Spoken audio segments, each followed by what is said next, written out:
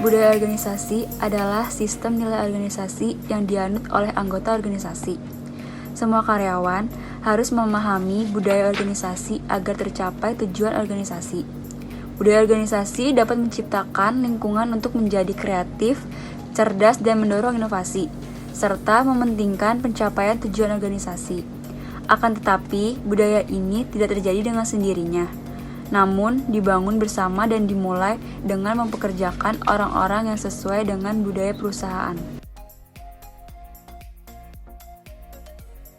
Terinspirasi oleh budaya dan perusahaan Google, terdapat beberapa budaya organisasi yang dapat kita tiru untuk mencapai tujuan organisasi. Yang pertama itu ada ruang kerja yang dirancang sesuai dengan budaya perusahaan yang diinginkan.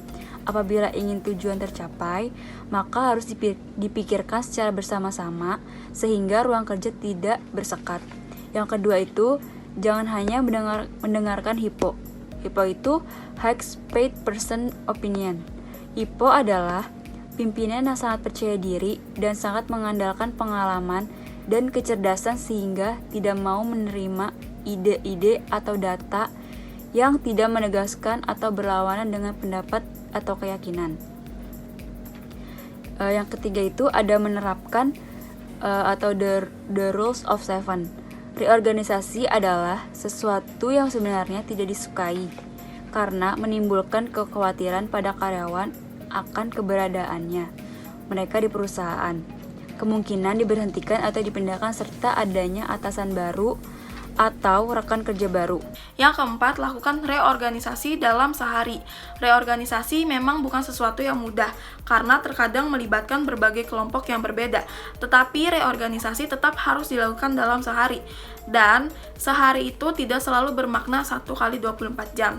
Yang kelima adalah bagian dalam organisasi harus tim kecil.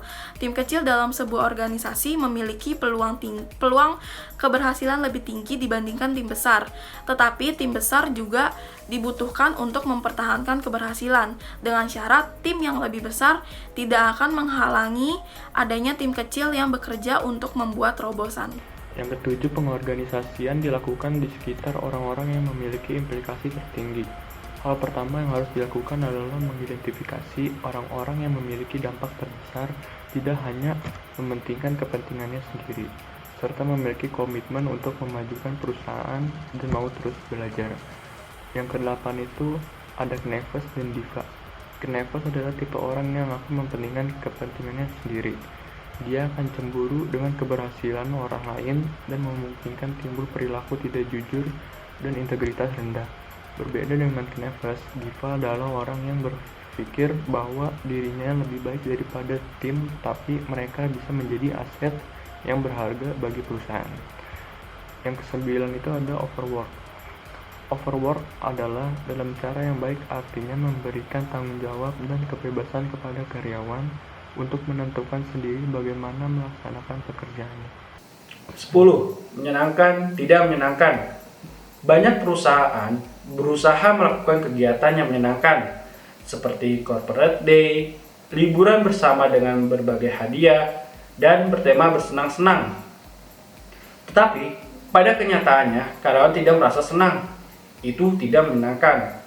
Google dalam menciptakan lingkungan kerja yang menyenangkan adalah meluncurkan situs internal, yaitu Memegen, yang dimana memungkinkan karyawan Google untuk membuat meme sesuai kreasinya. 11.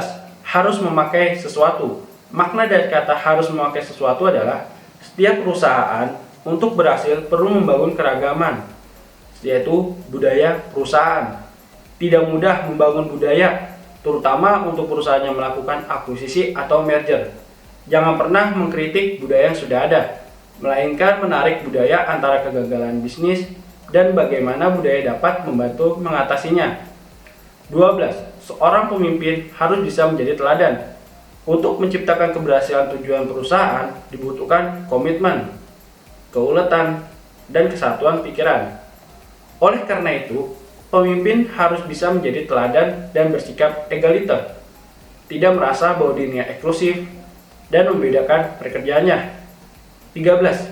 Jangan menjadi jahat. Budaya seharusnya diciptakan perusahaan dapat tumbuh dengan sehat, dan karyawan merasa lebih diberdayakan.